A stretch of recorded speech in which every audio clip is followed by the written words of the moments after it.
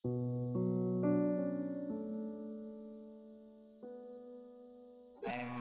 Attorney Jobert Ilar de Pahilga. Ako ay tubong Antique. I am basically an agrarian lawyer and at the same time a human rights lawyer. So most of my time as a lawyer is devoted to handling agrarian cases and agrarian disputes. Being a human rights and agrarian lawyer, hindi naman kasi kami well compensated, but hindi yon yung regret ko. Ang regret ko lang is nagsiservisyo na nga kami sa mga magsasaka. Yung aming kalaban may temerity pa na minsan takutin kami, iharas kami.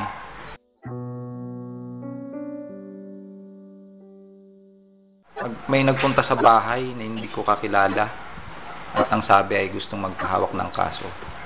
Imbis na ako ang mag-imbestiga sa kanya at magtanong ng kanyang kaso, ako yung tinanong at ako yung kinukunan niya ng impormasyon. Kaya nagulat ako. Naglabas siya ng 9mm doon sa dining table namin. Tapos dahil hindi ko yung tinanggap, sabi ko sa kanya, tago mo yan, baka matakot yung asawa at mga anak ko.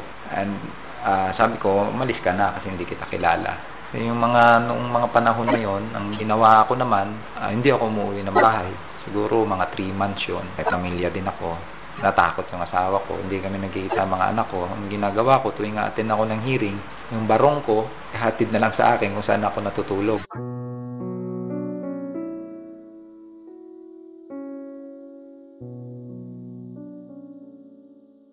Pinadala na ako ng sulat kasama ang black ribbon. Tapos tandang-tanda ko pa yung phrase that doon ako natakot at nagalit. Ang nakalagay doon, this black ribbon is to remind you that your life as well as that of your family is merely a privilege.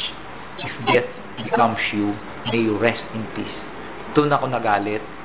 Kaya sabi ko, mga gago to, wala naman akong ginagawang masama.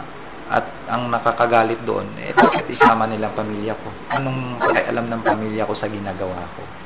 Marami pang mga instances ng harassment na nangyari.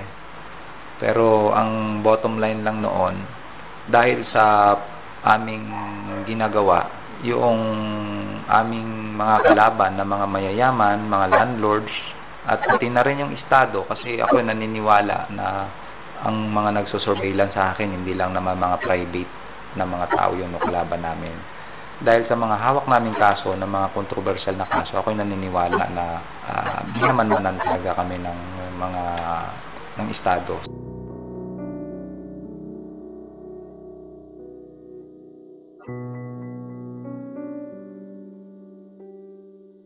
Lang yung irony, ayun ang nakakagalit.